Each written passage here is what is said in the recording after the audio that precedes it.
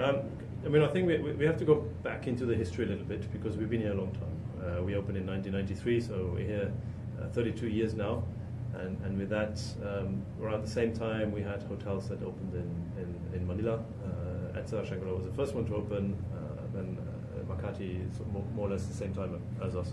So we've had a very strong and constant footprint in the Philippines, and I think that's really helped us a lot working with the local communities, and that has always been something that's been very important to us, working with the local communities and with the local domestic markets as well.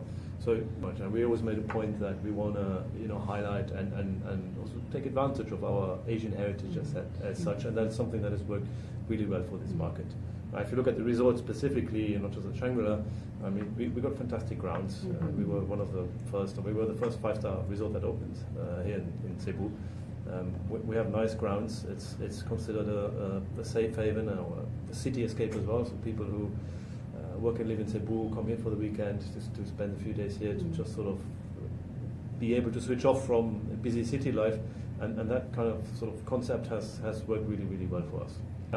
Well, first of all, we listen to our guests. We want to understand what it is that our guests expect from us and want from us. At the same time, we are very proud of our Asian heritage, and I think that's also reflected in the way we design our hotels. It's reflected in the way in our food and beverage offerings, for example. There's a very strong emphasis always on Chinese cuisine, on Asian cuisine, on local cuisine, and that's something that we also highlight when we say that's how we want to portray our hospitality.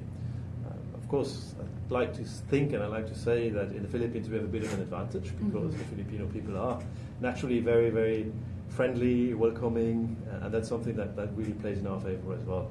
And that goes hand in hand with when we talk about our Asian heritage and where the Shangri-La group, the Shangri-La name, the philosophy actually comes from. And I think the Philippine market and the Philippine people have really helped us, put the name on the map, not just because of the hotels we have, but also because of the service culture that we have. But I mean, we always want to be relevant, right? And we evolve to remain relevant, to remain modern enough to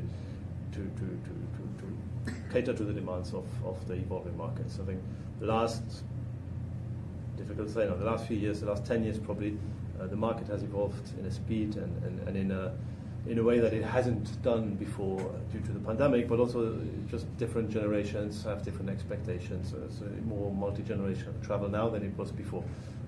And I think we are well equipped to answer to those demands. As I said it earlier, we always listen to our guests. We want to know what it is that they're expecting from us, and that's how we continue to evolve as well. We want to make sure our offer is relevant, is good, is what the market wants, is better than that of our competitors, and that's how we are evolving. We're investing in the properties, we're investing in the maintenance of the properties, but all that doesn't mean to say that we change where we came from and what we want to represent, right? So we're always very proud of our Shangri-La culture, of our Shangri-La promises, of our Shangri-La core values, and that will always be there, that always has been there. But that, you may perceive that promise differently than your neighbor or somebody coming from a different background or from a different country or from somewhere else, right? But I think it's up to us to translate it into a way that it makes sense and that we can ensure that the guest goes away and says, you know what, I've had a fantastic time here and I want to come back. It has changed a lot. I think that after the pandemic, of course, same as everybody else, we had a lot of revenge travel, but we feel there's definitely more emphasis on spending time in the resort with families, and we feel we have younger families now that we cater to. Versus if you look pre-pandemic, it was sort of more. We also, of course, we're a resort. We're always catering to families with kids, but it was sort of a more mature traveler versus now sort of a younger generation or younger families with children, and more emphasis on family reunions, and that's also reflected in the caterings we do, the banquets we do, more social events, family reunions, and so on and so forth. So I think that for us is probably the biggest shift in the market. I think people are wary that something like the pandemic can and could happen again. The revenge travel is sort of faded out now, and that's gone. The markets are open again. People can travel. It's easy to go from A to B now, and that hasn't been the case for a few years. I mean, just after the pandemic. But I think for us, it's really we have more curious guests than we had before. Probably less experienced travelers than we had before, but definitely sort of a younger generation. Yeah. I mean, we want to be the default choice for everybody, and I know that's difficult to that's a difficult ask, and it's difficult to achieve that. But I mentioned this earlier. We've been here a long time. We've been here more than 30 years, and we opened in 1993 when there weren't many resorts in the Philippines and specifically in Cebu. We worked very hard to maintain the reputation that we had back then, and we have our other sister properties in the Philippines have helped us achieve that as well. And we want to continue doing that. That it's good for us that because we've been here so long, we have a very good local following. We have a good domestic market.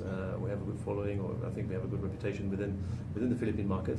At the same time, we also know if people from the Philippines come to us, they come with certain expectations, and they come with certain service levels that they want to see us deliver as well. And that's where we need to come in and make that happen. And I think very often that those service levels is what can set us apart from our competition.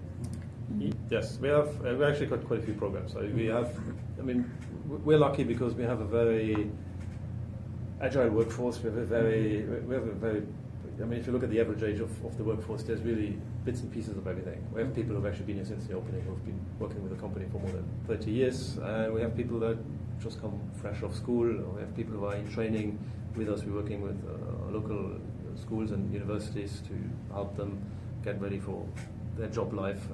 We take on for a few months and they go back to school, and eventually there may be opportunities for them to come and work with us. Again, that helps us as in helping them develop their skills, but at the same time it helps us creating a talent pool, knowing that if and when they graduate, that we can hire them into school. We have different programs for different levels at the hotel. So, for example, we have programs for senior management to get them ready for their next roles. We have programs for junior staff who just joined to sort of help them develop for supervisory roles or managerial roles in the near or mid long-term future. So we are investing a lot in our people. We're investing a lot in training, and we want to be an employer of choice as well. So I think that's something that's working pretty well for us. Programs in place to have a bit of fun outside work as well. We encourage sports activities and other recreational activities. So cater quite often to incentive trips, company outings, and so on and so forth. And those are kind of activities that actually work really well with them. We're privileged and lucky that we have large facilities, large grounds. We've got a nice beach. We've got beautiful greens. So there's a lot of spaces where you can actually have fun activities. And at the same time, we can cater activities to all kind of. If it's a group that comes with younger kids, we can create activities for those. If it's a group that comes with corporates, we can do that as well. So it's given the fact that our facilities are so vast, that really helps us a lot in sort of tailor fitting those to the right people. A lot of people come here to try and switch off from their daily lives, right? We do recognize that we're a resort, and that things here are very different than they would be in many city hotels, for example. But what is important to us is that those elements where we say, those are very typical Shangri-La touch points, that we can deliver those as well. We can deliver those in a resort setting or a city hotel. And in a resort setting, that's sometimes a bit of a challenge, but we try and cater to them. And people do come for us. We have more than 40% of our guests are return guests, and the majority of those are Shangri-La Circle members, which means as well that they very likely have stayed previously in other Shangri-La hotels. So we want them to go away and say, staying at Shangri-La Mactan was at least as good, if not better, than my last Shangri-La experience. But we want them to come back, and if it's not here, we would like them to at least say, Shangri-La is really a safe choice for us to go to.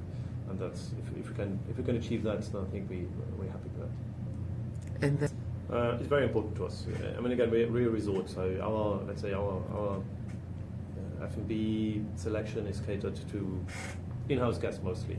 We have a strong following of outside guests, specifically on weekends. But the majority of the time we really cater to our in-house guests or guests from maybe neighboring resorts. So it's very important to us. I mean, and for a couple of reasons. First of all, food is important, and I don't need to. I mean, in the Philippines, number one priority is always food, right? So that's, but it is important. And it's important to a lot of people who are staying here. And you know, we also recognize that we cater to different nationalities, we cater to different age groups. So again, it is important that we somehow have something on offer for everybody, and therefore it becomes extremely important to us. I think as a group, you know, food and beverage is important. It's you know, if you can attract somebody to come to your restaurant, it's a great way to showcase the hotel, even for those that are not staying here. So you know, getting people to come to the resort or come to the hotels, because we have good service in our outlets, we have good food choices, we have good food quality, is really something that is extremely important and top of the priority list. You know, we not just cater to the restaurants, we also have large, good banquet facilities. And again, food becomes important. Why do people want to have their wedding here versus one of our competitor hotels? That's where the food comes in. We can say, well, you know, food quality may not be the same here as it would be somewhere else. So the whole gastronomical offer, the food and beverage choices, the restaurants we have, the way we train our teams, the catering team, but also the F&B service team, is really something that we spend a lot of money. Actually, we're employing more people in food and beverage than we employ in the other areas, so it speaks how important it is to us. correct. I think our focus right now is on maintaining the facilities and upgrading the facilities where we can. As mentioned, we've been here for 30 years, so there's always need for work to be done, and that's definitely one of our focus areas at the moment. And you know, we have a relatively good sized hotel. We have more than 540 rooms, which at times is difficult to fill. But we have good meeting facilities that go along with that. As mentioned earlier, we believe we have a good offer on our food and beverage offerings.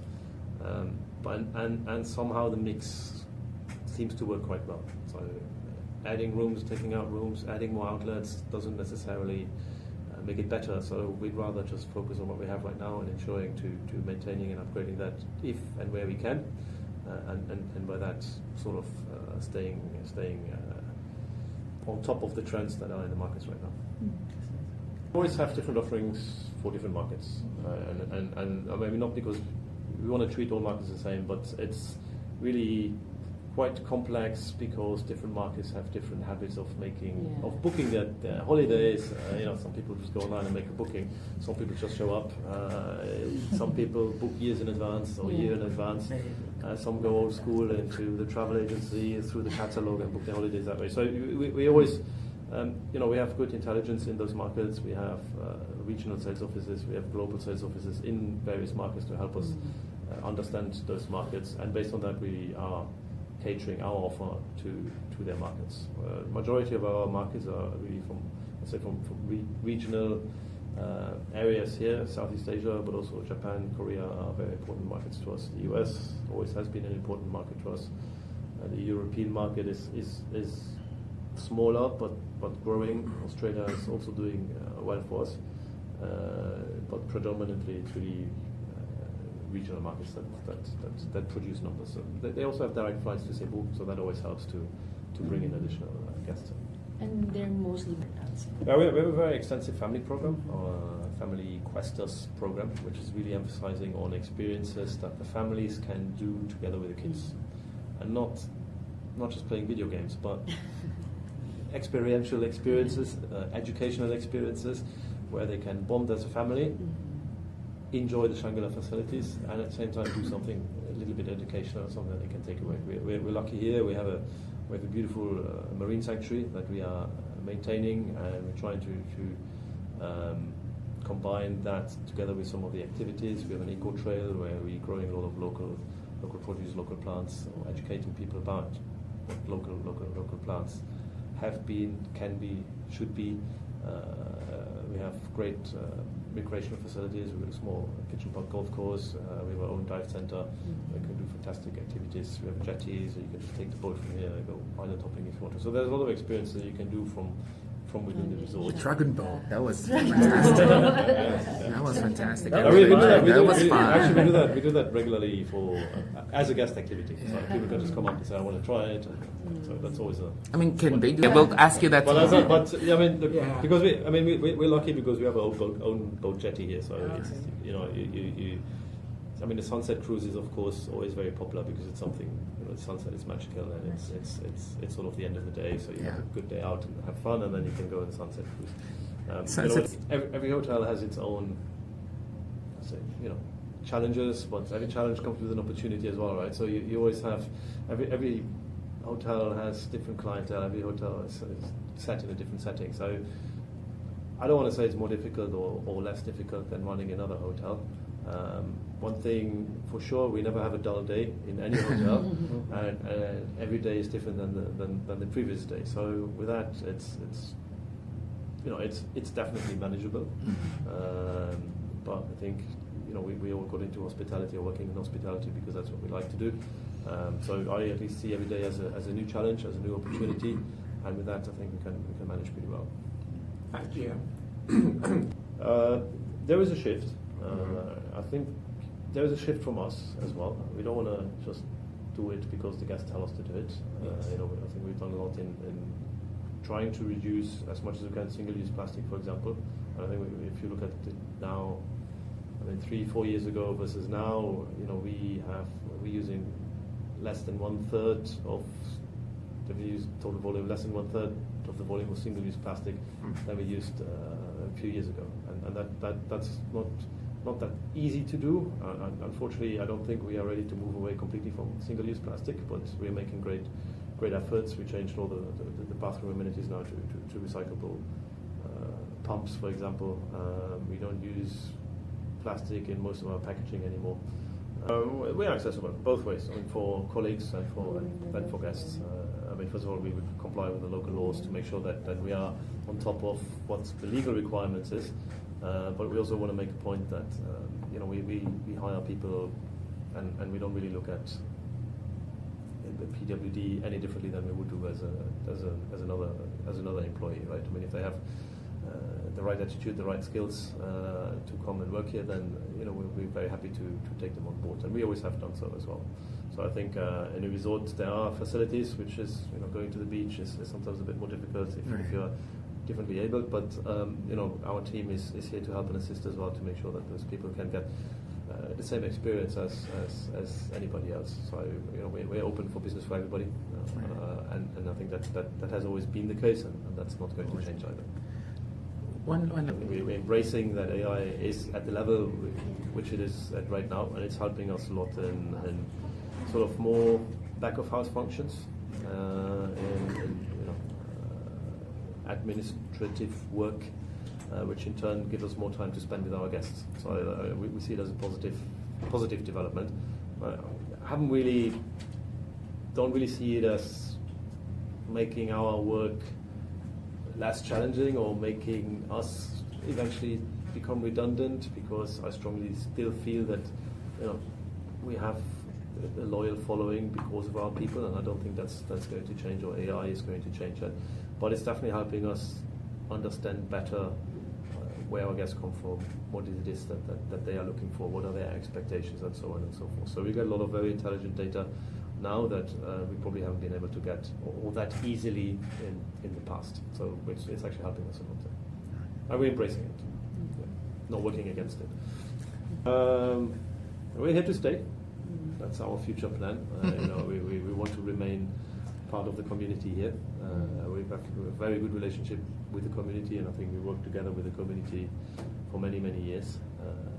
And we want to continue doing that. We're employing close to 1,000 people. I'd like to think we are an important contributor to the community as well, and we want to continue doing so. So our plan is to stay here, to remain hopefully the number one choice, and to remain relevant, and I really feel we have the right team behind me and behind Shangri-La Mactan to make that happen.